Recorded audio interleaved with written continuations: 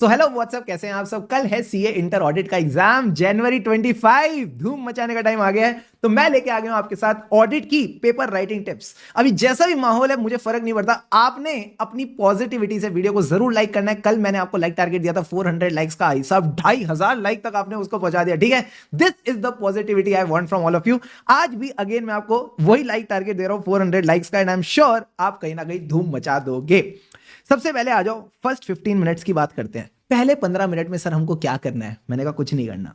ये तो अब आपको पता चल ही चुका है, एक कंपलसरी क्वेश्चन रहता है, 4 डिस्क्रिप्टिव क्वेश्चन रहते हैं। हाँ सर, अब आपका फर्ज बनता है कि जो 5 बचे हुए क्वेश्चन है उसमें से 4 डिस्क्रिप्टिव क्वेश्चन चुन लो कि कौन कौन से 4 डिस्क्रिप्टिव क्वेश्चन करने हैं। ठीक है सर।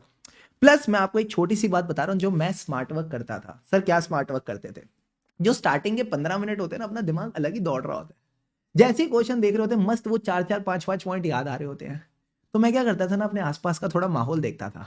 इन्विजिलेटर भी ज्यादा स्ट्रिक्ट नहीं होती थी, कोई दिक्कत नहीं होती थी, तो एक पेंसिल लेके ना छोटे छोटे पॉइंट जो होते हैं क्वेश्चन पेपर पे हल्का हल्का लिख लेता था। अब सर इसको ना आपने एकदम ध्यान से देखना है, अपने आसपास के माहौल को ध्यान में रखते हुए, इन्विजिलेटर को ध्यान में रखते हुए आप भी कहीं ना कहीं पेंसिल से छोटे छोटे पॉइंट्स कहीं ना कहीं लिख के चल सकते हो। अगेन इससे क्या होता है सर, इससे ये होता था जब मैं पेपर कर रहा होता था ना, ऐसा लग रहा था तो ओपन बुक है, कहीं ना कहीं ओपन बुक है। वो छोटे छोटे पॉइंट्स, एक दो कीवर्ड्स देख देख के ना पूरे पूरे पॉइंट्स याद आ रहे होते थे, और पूरा पेपर एकदम मखमली बटरी रूप से कंप्लीट हो जाता था। सो दिस इज समथिंग, अपना आसपास के माहौल को ध्यान में रखते हुए यू कैन ऑल्सो ट्राई। ठीक है, this is a topper step. अब आ जाओ सर अगली चीज, सीक्वेंसिंग क्या करनी है।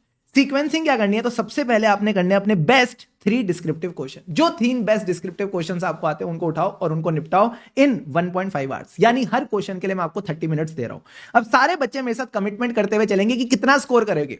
अगर 42 मार्क्स के 3 बेस्ट डिस्क्रिप्टिव क्वेश्चन है तो इसमें आप कितना स्कोर करने वाले हो? सर मैं ये कह रहा हूं जो आपके बेस्ट 3 डिस्क्रिप्टिव है वो आप कर रहे हो, तो बताओ कितना स्कोर आएगा? 100% इम्पॉसिबल, 90% इम्पॉसिबल, 80% सर बिल्कुल ही नहीं, 70%, थोड़ा थोड़ा 60%। हाँ सर, क्या मैं कह दूं बेस्ट 3 डिस्क्रिप्टिव क्वेश्चन में आप 60 to 70% स्कोर कर लोगे?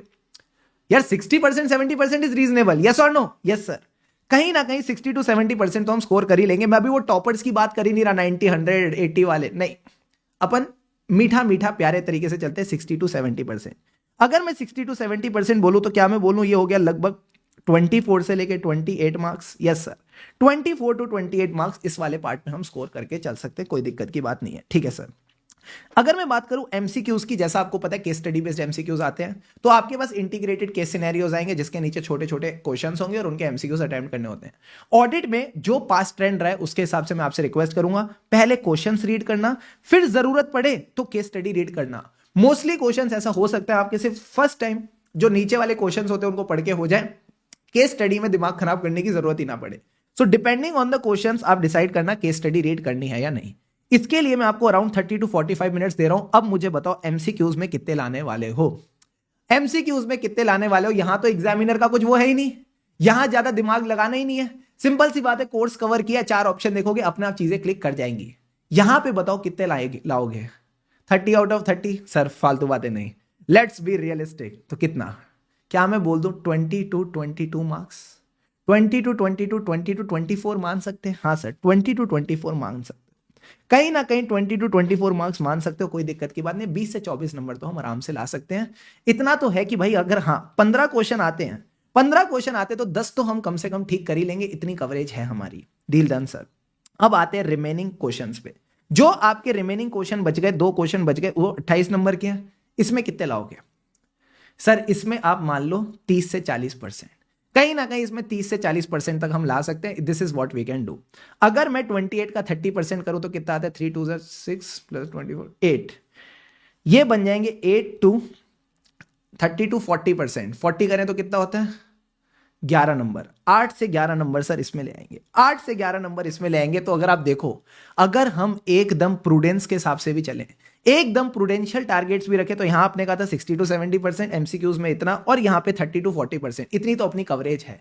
टोटल करो कितना आ रहा है sir? 24 + 20 is equal to 44, 44 + 8 is equal to 52। कहीं ना कहीं 52 मार्क्स तो हमारे कहीं नहीं जा रहे। प्लस अगर मैं थोड़ी हायर साइड भी देखूं तो 28 + 24 इज इक्वल टू 48 + 4 52, 52 + 11 63 मार्क्स। तो कहीं ना कहीं 52 टू 63 मार्क्स तो आप स्कोर कर ही सकते हो। आराम से आप एग्जामिनेशन के पास पहुंच सकते हो, आराम से आप एग्जामिनेशन के पास पहुंच सकते हो। बस आपने एकदम हौले हौले प्यारे प्यारे तरीके से स्ट्रेटेजी फॉलो करते हुए चलनी है और कुछ अलग से करना ही नहीं है। अच्छी फील आ रही है? हाँ सर। मैंने बोला 100% लाने? नहीं सर। इवन यहां पे भी मैं 60-70% मान के चल रहा हूं, यहां पे भी मैं एकदम हौले हौले प्यारा टारगेट रख रहा हूं। यहां तो बिल्कुल ही गिर ही गए, 30 से 40% पे आ गए, फिर भी आप 52 टू 63 स्कोर कर रहे हो। और पास होने के लिए तो भाई साहब सिर्फ 40 चाहिए होते हैं, फिर भी आप एकदम शानदार वाला स्कोर ला सकते हो। ठीक है, तो एकदम कूलली कामली कल के पेपर में जाना है। ए हे, अब तो एक्साइटमेंट हो रही है सर, सारी टेंशन उतर गई। अब सर एक बात बताओ, राइटिंग टिप्स क्या है? तो मैंने कहा हर नए क्वेश्चन को फ्रेश पेज से स्टार्ट करना। आईसीआई का पेपर है, भर भर के यूज करो, कोई दिक्कत की बात नहीं है। ठीक है सर। अब दो तरह के क्वेश्चन आएंगे सर कल, डायरेक्ट और केस स्टडी बेस्ड। अब सर दोनों में फर्क क्या है? आईसीआई कहीं ना कहीं डायरेक्ट क्वेश्चन भी केस स्टडी के फॉर्मेट में पूछता है, पूरे कहानी लिखेगा और लास्ट में बोलेगा list down the factors. List down the factors, तो भाई जब आखिरी में उसने लिस्ट डाउन द फैक्टर ही पूछ लिया तो डायरेक्ट क्वेश्चन है, भले ऊपर कितनी भी कहानी लिखी हो। तो अगर आपसे डायरेक्ट क्वेश्चन पूछा गया तो चुपचाप जो 5 से 6 पॉइंट है, जो भी हमने प्यारी प्यारी टेक्निक्स और फ्लो के साथ कवर करें, उनको लिख के आना, पूरे नंबर मिलेंगे। सर क्या मैं सिर्फ 5-6 पॉइंट आधे पेज में लिखूंगा तब भी पूरे नंबर मिलेंगे? तब भी पूरे नंबर मिलेंगे। ऑडिट में क्वालिटी मैटर्स ओवर क्वांटिटी, तो पूरे नंबर मिलेंगे, डोंट वरी। अगर लगता है केस स्टडी बेस्ड क्वेश्चन आता है, मुश्किल से 3 से 4 क्वेश्चन ऐसे आपको देखने को मिल सकते हैं, तो ऐसे केस में अपनी थ्योरेटिकल पार्ट लिखो, जो भी आपने स्टैंडर्ड ऑन ऑडिटिंग से सीखा है। ठीक है सर। फिर फैक्ट्स ऑफ द केस लिखो और उसके बाद बेसिस पे आप अपना कंक्लूजन देके आ सकते हो। ये मीठे मीठे तरीके से आपने केस स्टडी अटेम्प्ट करनी है। अगर ऐसे का नंबर आता है, वेरी गुड, लिख के आना। नहीं आता है तो फिर गलत मत लिख के आना, नहीं आता तो फिर गलत मत लिख के आना। बस ये बात आपने ध्यान रख के चलनी है। Deal done, deal done sir. Inter वाले बच्चों से ज्यादा एक्सपेक्टेशन भी नहीं रहती कि कहीं ना कहीं ऐसे का नंबर नाम लिखेंगे, बट आता है तो वेरी गुड। ठीक है सर। अब सर जितने भी कीवर्ड्स है प्लीज उनको अंडरलाइन करके आना। देखो इतनी सारी चीज में आपको अंडरलाइन अलग से दिखा होगा, क्यों? क्योंकि मैंने इसको अंडरलाइन कर रखा था। तो एग्जामिनर के लिए भी ऐसे होता है, ढेर सारी कॉपी सामने आती है, तो कहीं ना कहीं अगर आप अपने कीवर्ड्स अंडरलाइन करके आते हो तो एग्जामिनर के लिए चेकिंग आसान हो जाती है। एंड लास्ट में जो भी 2 पॉइंट्स या 2 पैराज आप लिखते हो उसके बीच में प्रॉपर स्पेसिंग छोड़ना, जैसे मैंने छोड़ रखी है, ताकि एग्जामिनर के लिए ये सब रीड करना आसान हो जाए, ताकि it becomes a easy game for the examiner. So wishing you all the best for tomorrow's exam. I am sure you will do really great. ये जो मैंने आपको प्यारी प्यारी कैलकुलेशन करके दिखाई, this is very realistic, this is very realistic. देखो मैं ऐसे हवा में बातें नहीं करता, पूरा मैथमेटिकली आपको प्रूव किया है कि भाई देखो आपने क्लासेस करी हैं, करिए सर। प्रॉपर रिविजन्स करी हैं, करिए सर। अब आपने अगर प्रॉपर्ली इस सिलेबस को गो थ्रू कर लिया इन दिस 1.5 डेज, तो यार इतने अच्छे नंबर लाने से आपको कोई नहीं रोक सकता। पक्का आप कल के एग्जाम में पास हो गए। तो अभी तक मैं क्या कहता था, खुशी से पढ़ेंगे तभी आगे बढ़ेंगे। बस कल मेरी आपसे एक रिक्वेस्ट है, एकदम खुशी खुशी, एकदम खुशी खुशी, कूलली कामली आपने पेपर अटेम्प्ट करना है, and I am sure you will do really really great. Please एक कमेंट जरूर कर देना इन द वीडियो, सर क्या ये कमेंट में आपने कमिटमेंट करनी है that I will give my best today. देखो कल आप 50 लाओ, 60 लाओ, 70 लाओ, 80 लाओ, that does not matter. What matters is what I want you to give your best tomorrow. So just make this commitment in the comment section that yes I will give my best in tomorrow's exam. And when you give your best, God takes care of the rest. God takes care of the rest, और वो भी आपको best result देंगे। So wish you best my inter stars, और हाँ मिलते हैं आपसे सीए फाइनल में। ऑल द बेस्ट, लगे रहो।